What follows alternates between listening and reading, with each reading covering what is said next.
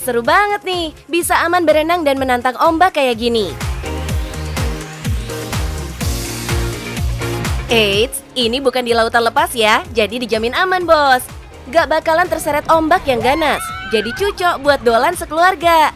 Mana bisa sambil main perosotan kan? Main airnya jadi seru maksimal. Nah, kalau suka main ketinggian, jajal nih biang lalanya. Bisa lihat pemandangan cantik wilayah Lampung dari atas bos.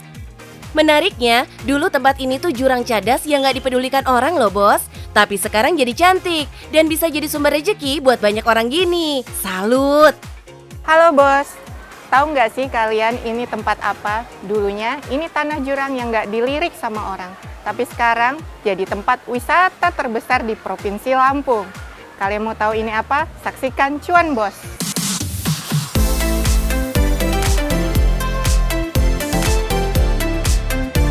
Kerennya, sejak buka tahun 2016 silam, waterpark ini tetap rame terus. Kok bisa gitu? Ya karena Bu Novita dan tim kerjanya gak pernah males-malesan upgrade wahana baru yang bikin pengunjung pengen cobain terus. Bahkan kolam renangnya pun gak cuma satu, ada banyak. Ini nih favoritnya, kolam ombak Krakatau. Hempasan ombaknya gak pernah gagal bikin pengunjung jadi happy banget main di sini. Ini namanya Krakatau ya, satu-satunya di Lampung dan pertama di Sumatera. Dulu waktu pertama kali bangun Slanik Waterpark, ini belum dibangun dulu karena kami sempat kehabisan modal. Setahun setelah Slanik beroperasional, barulah kami bisa bangun Krakatau Wave.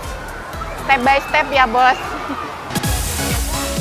Para pengunjung tuh nungguin banget kekuatan hempasan ombak kolam Krakatau yang setara dengan ombak lautan ketika lagi tinggi-tingginya bos.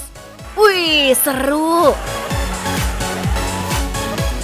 Lanjut kita, abis puas main ombak, jajal seluncuran yuk.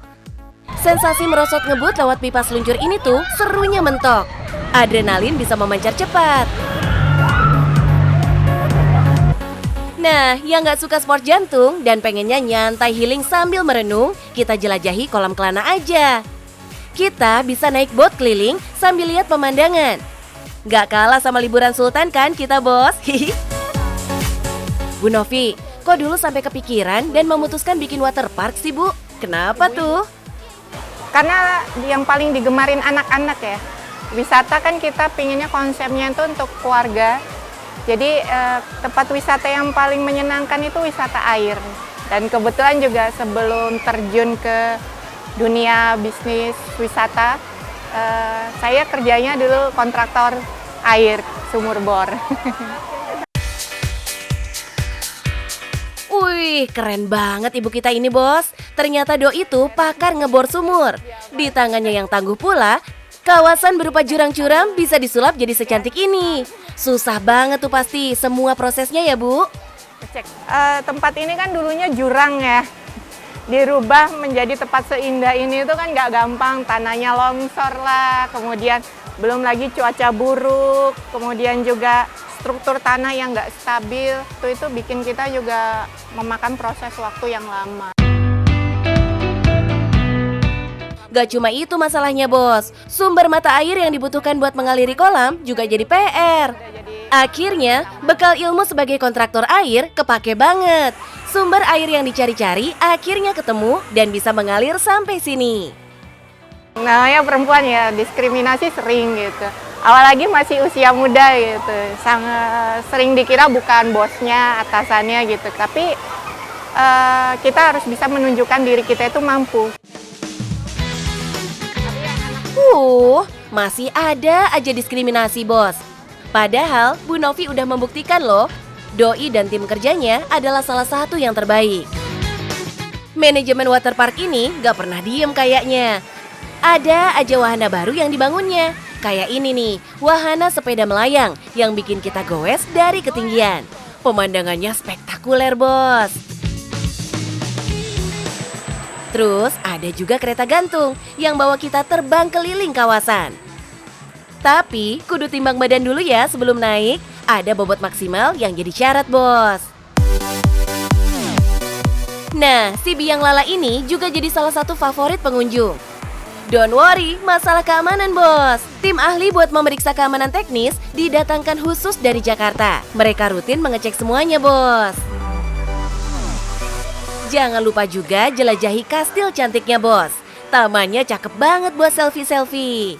Nah, promosi gencar yang dilakukan via sosmed juga bikin pengunjung dari berbagai daerah pada ngidam pengen main ke sini. Bahkan ada rombongan dari Korea juga. Makanya, jangan pada ketinggalan promo dan parade diskonnya.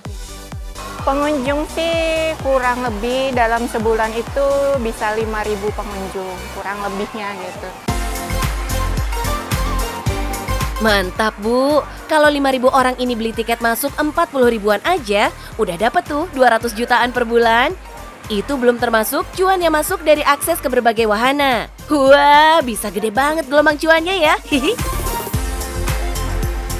Emang ya, sejak di awal prosesnya, bisnis wisata tuh banyak banget tantangannya.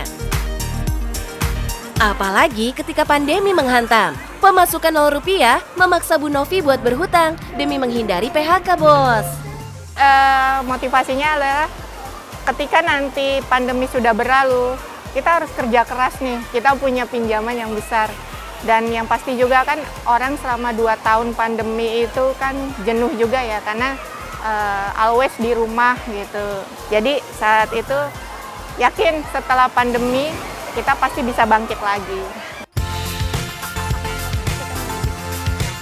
Salut banget Bu, apalagi setelah waterpark kembali running, ekonomi warga sekitar juga ikut berputar.